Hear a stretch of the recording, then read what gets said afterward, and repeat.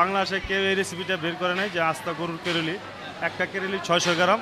অন্য অন্য হোটেলে, আশেপাশে হোটেলে যেই পায়াটা বিক্রি করতেছে 250 টাকা, সেটা আমি বিক্রি করতেছি 200 টাকা। এটা চিকেন বডি কাবাব, এটা কত করে বিক্রি হয় জানেন? এটা হলো 170 টাকা করে। এটা কি ঘিয়ে ভাজা পরোটা? জি জি, লাচ্চা পড়া ঘি ভাজা, অরিজিনাল ঘি দিয়ে ভাজবে? অরিজিনাল খাঁটি অরিজিনাল। এটা কয় টাকা করে বিক্রি হয়? 60 টাকা। এটার নাম হচ্ছে দুধরাজ। দুধরাজ। দুধরাজ আর কত করে কেজি বিক্রি করছে? এটা 800 টাকা কেজি। ভাইরাল চা জি। আমাদের খলিল বস গরু দিয়ে ভাইরাল হয়েছে, জি। আর আমি এই চা দিয়ে দর্শকের কাছে ভাইরাল হয়েছি।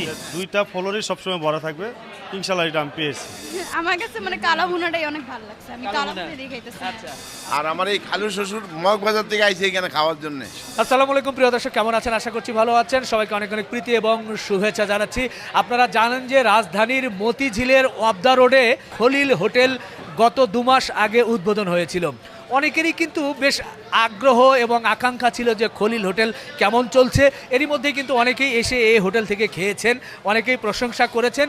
আমি 2 মাস পরে আবার একটু এলাম, দেখতে চাই যে এই খলিল হোটেলের অবস্থা কি, কেমন চলছে, কি কি আইটেমগুলো সাধারণ মানুষ বেশি পছন্দ করছে, কেমন খাচ্ছে। আপনারা জানেন যে মাংস ব্যবসায়ী আমাদের খলিলুর রহমান ভাইরাল ম্যান, যিনি মাংস বিক্রি করে সারা দেশে কিন্তু একটা আলোড়ন সৃষ্টি করেছিলেন, তেমনি এখন এই খলিল হোটেল দিয়েও কিন্তু আলোড়ন সৃষ্টি করেছে। আমরা একটু ঘুরবো, খলিল ভাইয়ের সঙ্গে কথা বলবো, পাশাপাশি এখানকার চিত্র একটু 2 মাস পরে কেমন তুলে ধরতে চাই। ভাই আসসালামু আলাইকুম। ওয়ালাইকুম সালাম ভাই, কেমন আছেন খলিল ভাই? এই তো আলহামদুলিল্লাহ, আপনি তো আমার ভুলেই গেছেন ভাই। না ভুলে যাই নাই ভাই, উদ্বোধনের 2 মাস পরেই কিন্তু আবার চলে এলাম আপনার হোটেলের অবস্থা দেখতে। কেমন চলছে এখন আপনার? আল্লাহর কাছে শুক্রিয়া। আসলে আমি যা চেয়েছি আল্লাহ তাআলা আমার তাই দিয়েছে। তো সবচেয়ে বড় কথা হলো যে আমার যে জনগণ যে এতটা ভালোবাসে, জি এটাই তার প্রমাণ। দোতলা চালু হয়েছে, সেটাও আপনার জানানো হয় না আপনাকে। জি, তো দোতলা চালু হয়েছে, ঈদের পরপরই দোতলাটা চালু হয়ে গেছে আল্লাহর রহমতে। মানে ভরপুর চলছে ভরপুর মোটামুটি। চলতেছে, খুবই ভালো চলতেছে আপনাদের দোয়ায়।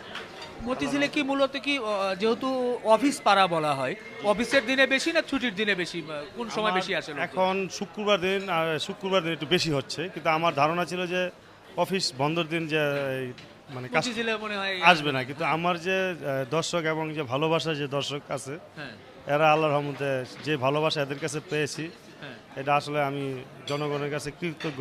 এখানে কি শুধু এই মতিঝিলে যারা অফিস করতে আসে অফিস পাড়ার লোকজন, নাকি এমনি খাবার জন্য দূর দূরান্ত থেকে এখানে আসে মূলত? এখানে অফিস পাড়ার লোকজনই বেশি, দূর দূরান্ত তো লোকও আছে, মানে সব মিলে মানে এই জন্যই মানে আমার একটা ধারণা যেরকম ছিল যে আল্লাহর রহমতে যে যেহেতু আমার অনেক স্পেস, অনেক বড় স্পেস, আমি মানে যে ধারণা ছিল যে যেহেতু এটা অফিস পাড়া, হ্যাঁ, এখানে তো শুধু অফিসের অফিসের লোকজন হবে। লোকজন থাকবে, হ্যাঁ।